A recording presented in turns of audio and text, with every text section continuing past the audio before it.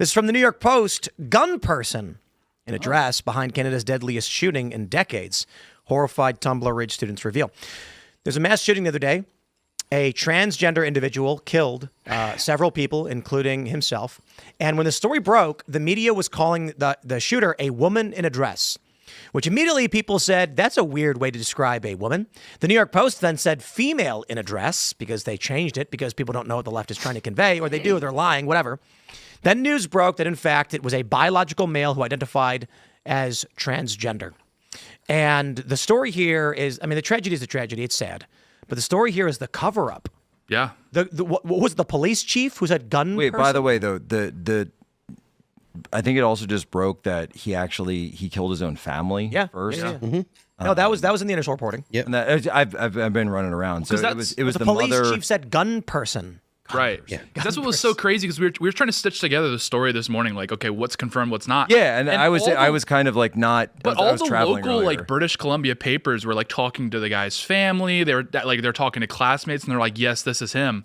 But the police just refused to actually admit it. So you had like the Western Standard. They're a large paper in British Columbia. Are like, yeah, we talked to the classmates, 100% this guy, no doubt about it. But like, if you're in the media and you're commentating on this, you still can't go all in because you still need like the permission from the local police. But they were just all out on defense. And even afterwards, where the local police was like, well, we still want to honor this person's like gender identity. Why do you need to respect a mass shooter? Right.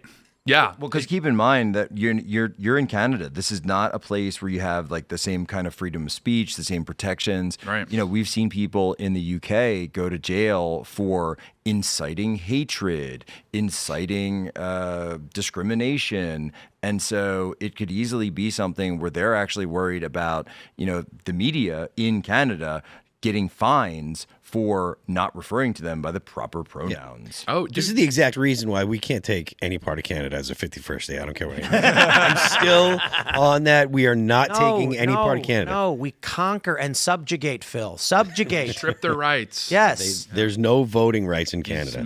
What we do is, here's the plan. After we take all the territory, we treat them as though they're illegal immigrants.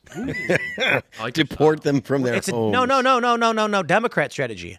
They're able to work jobs that we don't want, but they don't get to vote and they don't have access to public accommodation. That would be exciting. Some white illegal immigrants. That'd be fun. No. Did you guys see the story with the Irish guy? Yeah. Oh yeah, that was so dumb. The left is like, do you know the story? No. Irish guy's been here for like 20-something years and he's been locked up in detention. And he's like, I have a work permit to be here and I'm married to an American citizen. Okay, he entered here on the visa waiver program. Mm-hmm. And do you know why it's called the visa waiver program? Well, certain countries don't. You are waiving your rights. When you come to the United States under a visa waiver, and they have this in Europe, we do it too when we go over there. Yeah. You don't need a visa to enter. In lieu of applying for a visa, you waive your rights to judicial process in the event you are going to be removed. 90 days in the country, we can kick you out whenever we want. That's the trade-off. Right. If you don't want to deal with that, you can apply for a visa. They have business, they have tourist visas, you can apply. And then we can challenge those. So this guy's been here for 20 years on an expired visa. He entered in 2009. Yeah. And now he's like, it's torture. I'm being tortured. And it's like, you can literally go home anytime. Yeah. And the only reason you're still here is because you're refusing to leave. Yeah. Yeah, we don't like want him here. Like you can go to Ireland. That's what I remember that story broke.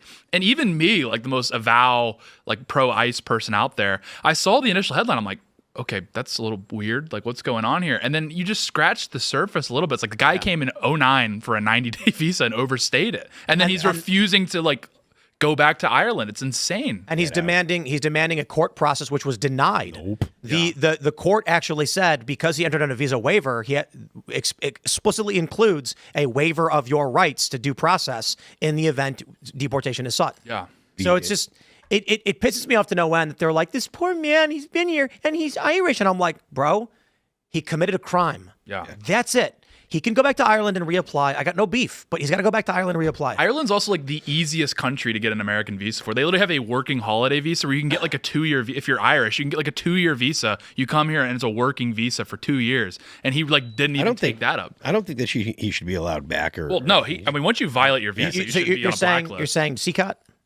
I mean, Patriot.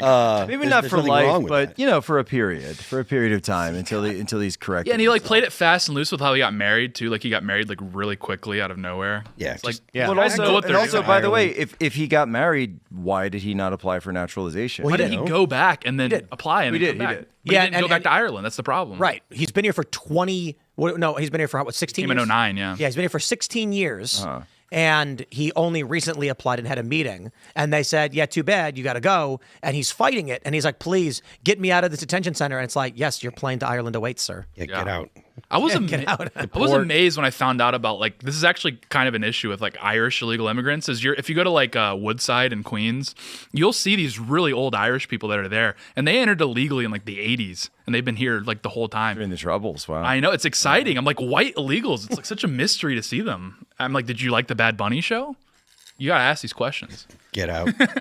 Get out. Wait, Send Tate, him back I have home. to ask you the ubiquitous question about the Bad Bunny show. Right. Was that, and I'm sure you've seen this discourse about how he showcased so many facets of his culture that are totally unaware by white people, that we have no idea what it's like seeing someone a kid sleep across 2 to 3 chairs at a wedding, that we have no idea what it's like. You see, it's totally different. It's totally unique. They just take- because in their culture, they actually really value food and music and family, and dinner is like a daily thing. It's totally unique, by the way. Yeah, literally, they take traits that are very common among like the lower middle class or lower class, and then they attribute it to like some sort of like unique ethnic Well, identity. there was this tweet So going viral. weird. Food Yeah, is Tim, I don't know if you saw this tweet that was going viral, where I guess it was some girl, and she was like, "This is the most Latin thing ever," where it's a little kid sleeping across two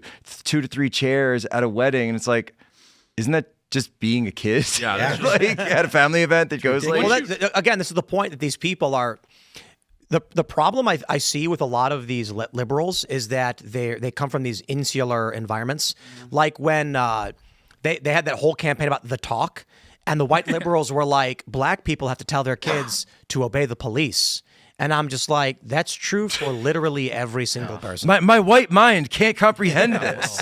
I mean, What? I've told everybody that watches this show multiple times, do what the cops say or the cops are going to shoot you. No, Phil, you're giving the talk. I know, right? But like what Jack's saying is they'll do this thing where it'll be like, in Lebanese culture, we have this really unique thing. We get together for a meal, and it's like a tradition for us. So somebody- you're describing dinner. That's dinner. I saw someone in the comments. They were like from some. It was like some East Asian country, and they were saying, and there was a foreign student. It was in the U.S.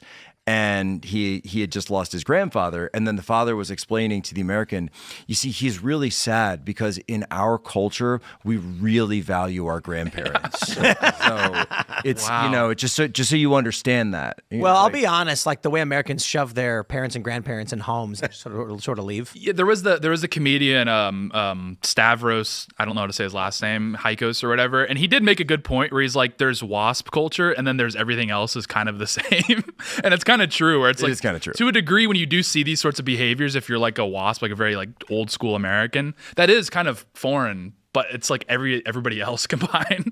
There's some truth. But I mean, I'll even point out, and I'll play devil's advocate on the the senior homes, is that is something because that is WASP culture because of them wanting to be more independent. Yeah. Right. They don't want to be like the burden. Right. On the children. Whereas in most other cultures, like I'm Polish, obviously, and in Polish culture, it's an Eastern European culture. It's very much the traditional, multi-generational family household. Yeah. The grandparents take care of the little kids. That it's a whole thing. And by the way, though, there's what's like the #1 book series in the UK right now is the Thursday Murder Club, right? Right. Where it's like a bunch of seniors going around and solving murders because they live at a home together. Whereas like in other cultures that just wouldn't even exist. That whole dynamic doesn't exist. Yeah, there's some truth that like the United States, because of like our founding culture being like super like hyper Calvinist, is that we have this like very uniquely individualistic culture. And so to Jack's point, I remember a few years ago this discourse started on the right where they're like, the nuclear family is actually bad and we should like embrace multi-generational living. And I'm like, But we never have. Like, the United States has always been a very individualistic culture. That's why we're so awesome. That's why every American, like, I love this description of Americans that we're all temporarily embarrassed millionaires. Yep. It's like that is the reason why we like are like, let's just go to the moon. Like, these sorts of things. That actually is like a very intrinsic to America, and by extension, I guess, like the UK and Australia, they're kind of losing it. So you do see some of these things introduced, and they're like passed off as conservative or right wing, but it's like, it's just foreign to the United States, and like the way it's being implemented, it's like once you see it, you're like, well, that's not quite us. There's a reason why America's so unique. So Yeah.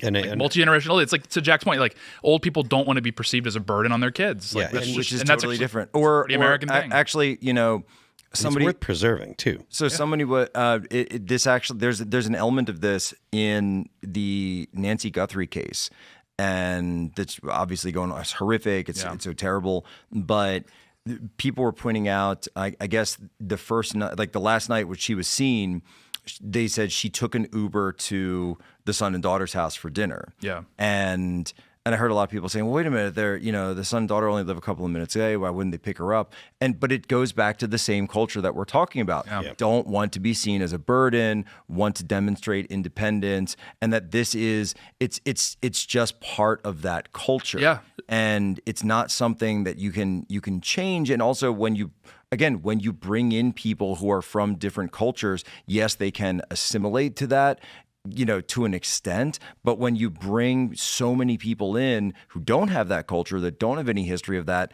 they don't assimilate because it is totally foreign way of thinking and way of believing. So to answer the question, it's like, why would you take that Uber? Because that's the culture. Yeah, I mean, you can argue the merits of it, but like John Doyle made this point. It was a really good point. He was talking about how his neighbor's house burnt down, and the whole neighborhood came together. Like, we're going to help you rebuild. Wait, he set his neighbor's house on fire? John Doyle. John Doyle, yeah, patriot, but it's a little strange. But like, anyway, so his neighbor's house burns down, and he's like, the whole neighborhood is like rallied. Like, we'll help you out. We'll help you rebuild. And the guy refused to get any help. He's just like, I'll just handle it myself. I don't want to be like a burden. Exactly. That's a very American way very American, of operating. It's like, I'm going to pull myself up by my bootstraps. Like, thank you for the help, but like, I got this. Yep. That's changing. And again, you can argue if that's good or bad, but that is uniquely American. EBT.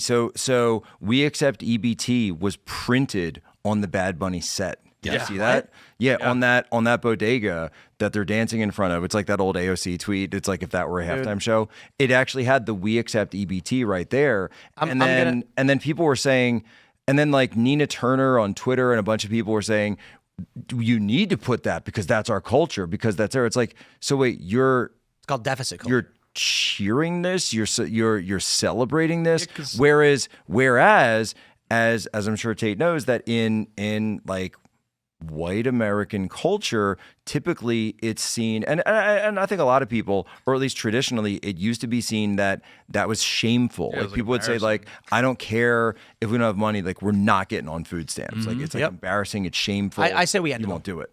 Thanks for checking out this clip from Timcast IRL. Make sure to watch the show live Monday through Friday at 8 p.m. Subscribe to this channel, and we will see you all there.